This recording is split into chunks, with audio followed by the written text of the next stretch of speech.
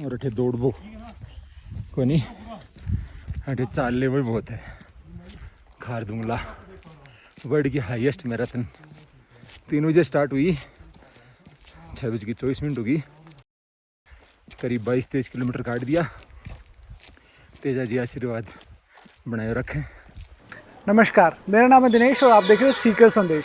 सीकर के ही 50 साल के पवन ढाका ने दुनिया की सबसे toughest marathon Ladakh ultra marathon, जो कि 72 किलोमीटर की होती है, जिसे खारदुंगला चैलेंज के नाम से भी जाना जाता है, इसको 9 घंटे 19 मिनट और 11 सेकंड में पूरी करके ओवरऑल 15वां स्थान और अपनी एज ग्रुप में यानी 50 साल के एज ग्रुप में पहला स्थान प्राप्त किया है।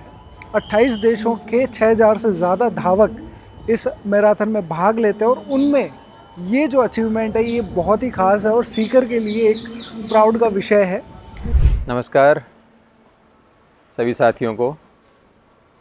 जैसा कि आप सब ने बहुत सारा प्यार दिया, आशीर्वाद दिया, जो मैंने खारदुंगला चैलेंज रेस की लद्दाख में 72 किलोमीटर, तो सभी का बहुत बहुत धन्यवाद।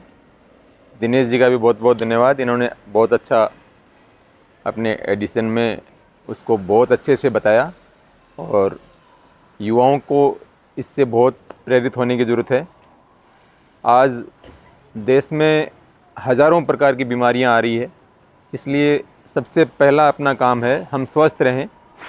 तो उसके लिए अपने को क्या करना है, योग हो गया, रन हो गया, व्यायाम हो गया, जिम हो गया, एक्सरसाइज हो गया, ये सब अपन नियमित करें ताकि अपने को हॉस्पिटल के चक्कर नहीं काटने पड़े और अपन बीमारियों से बचें और अननेसेसरी खर्चे से बचें और अपने घर वाले भी परेशान ना हो। तो अब मैं बताता हूँ हमारा जो मैराथन का जो रूटीन चल रहा है। हमने 2013 में पहली मैराथन की थी दिल्ली में, मवाना मैराथन। उसके बाद बीच में गैप दे दिया।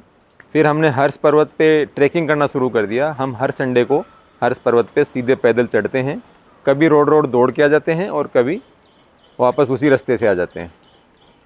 तो कोविड के आसपास से हमने कंटिन्यू फिर मैराथन करना शुरू किया।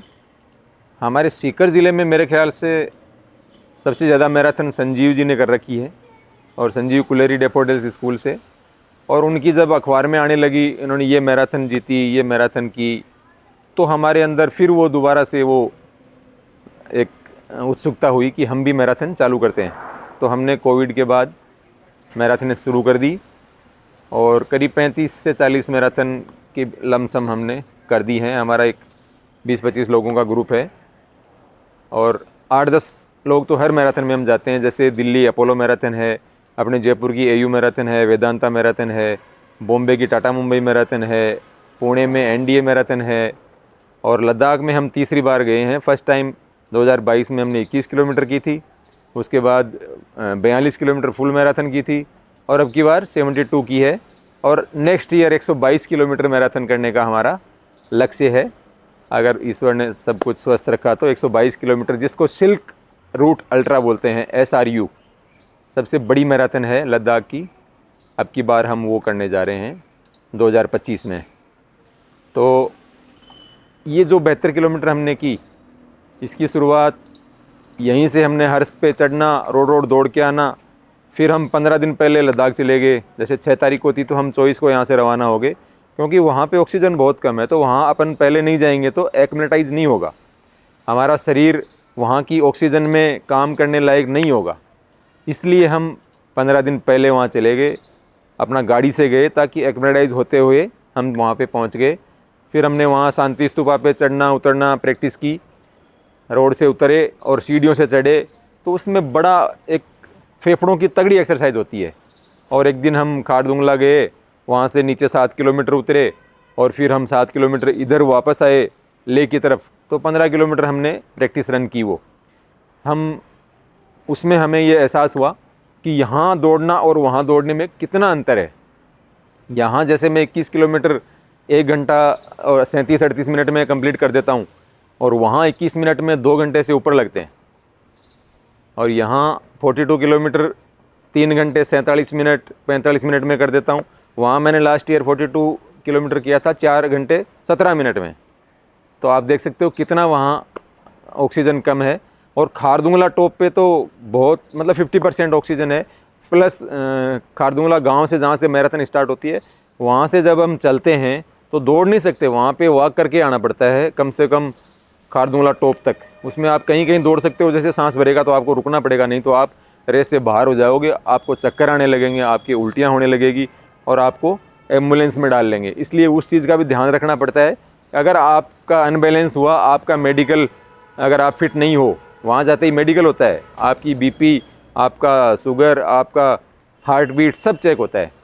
तो उसके बाद हम वहाँ जैसे ही 5 तारीख को हमारे को बस से वहाँ ले गए, सुबह 9 बजे हमारी बसें रवाना हो गई।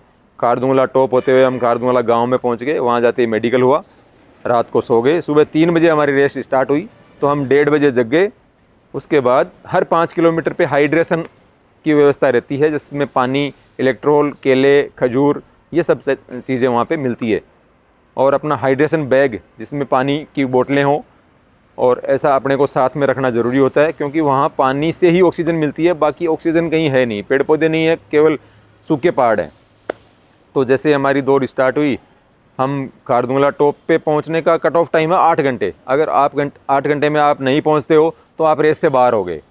313 लोगों ने 72 किलोमीटर रेस स्टार्ट की थी, जिसमें से 234 ने ही क्वालिफाई की है, बाकी बाहर हो गए रास्ते में ही, क्योंकि कट ऑफ टाइम पे कोई पहुंचा नहीं, कोई बीमार हो गए, कोई किसी को चक्कर आने लग गए, किसी को उल्टियां होने लग गई। तो ऐसे ऐसे 3 जगह कट ऑफ टाइम है, उस टाइम पे वहाँ पे पहुँचना ही पड़ता है। अगर 1 मिनट भी, आधा मिनट भी आप लेट हो गए तो आप रेस से बाहर हो गए। तो मुझे खुद को वहाँ साबित करना था कम ऑक्सीजन में हम कैसे दौड़ सकते हैं, क्या कर सकते हैं।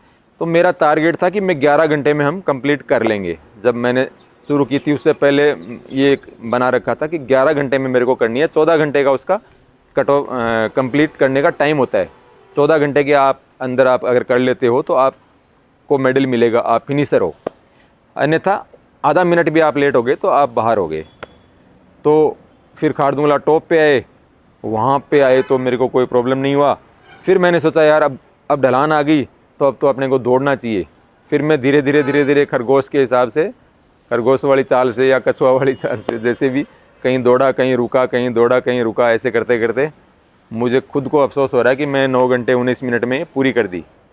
तो बहुत बड़ा अचीवमेंट था। तो मेरा अभी मेरे सभी साथियों से, सभी युवाओं से, मेरे अपनों से यही एक कहना है कि आप ऐसे कुछ इवेंट करें ताकि अपना दिमाग उस साइड जाए, नशे से दूर हों। अगर ऐसे कोई इवेंट में आप पार्टिसिपेट करेंगे तो आप अपने आप नशे से दूर होंगे। ये नशा बहुत बड़ा नशा है, अगर ये नशा हो गया तो सारे नशे आपके छूट जाएंगे, ये मेरी गारंटी है। मैं आपको बता रहा हूँ, अगर ये नशा हो गया, दौड़ का नशा हो गया, तो सारे नशे छूट जाएंगे। मुझे भी घर वाले कहते हैं, रिश्तेदार भी कहते हैं, क्या मिलता है वहाँ जाने से, क्यों पैसे बर्बाद कर रहे हो। लेकिन एक मन में संतुष्टि और एक नशा हो गया। अपन आज ये सोच रहे हैं कि 10-20 हज़ार रुपये खर्च हो गए, लेकिन कल को बीमारी पे कितने पैसे लग जाते हैं, वो पैसे बचा रहे हैं ना। तो मेरा यही कहना है कि आप सब स्वस्थ रहें, मस्त रहें। और अपने तो हम बड़े सौभाग्यशाली हैं कि अपने पास में हर्ष पर्वत है। कितना अच्छा पर्वत है और कितनी बढ़िया उसकी ट्रैकिंग है। आप आओ देखो। जब हमने हर्ष पर्वत पे चढ़ना शुरू किया था 2013 में, तो हमें वहाँ बंदरों के अलावा कोई नहीं मिलता था, हम जा कर के वापस आ जाते थे। लेकिन आज देखो, रोज़ चढ़ने वाले सैकड़ों की संख्या में जो ऐसे लोग हैं जो रोज़ हर्ष पर्वत पे जाते हैं, और उनकी छोटी मोटी अस्थमा, ये इस तरह की सांस की, कई तरह की सांस की, फेफड़ों की बीमारियां उनकी हर्ष पे जाने और आने से ही दूर हो गई। धन्यवाद। जय हिंद, जय भारत।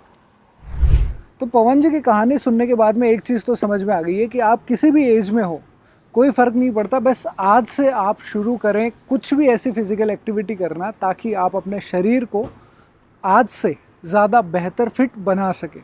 आने वाला हर कल आपके आज से ज़्यादा फिट होना चाहिए ताकि आप जीवन को जितने भी साल जिएं वो ज़्यादा अच्छे से आप जी सकें।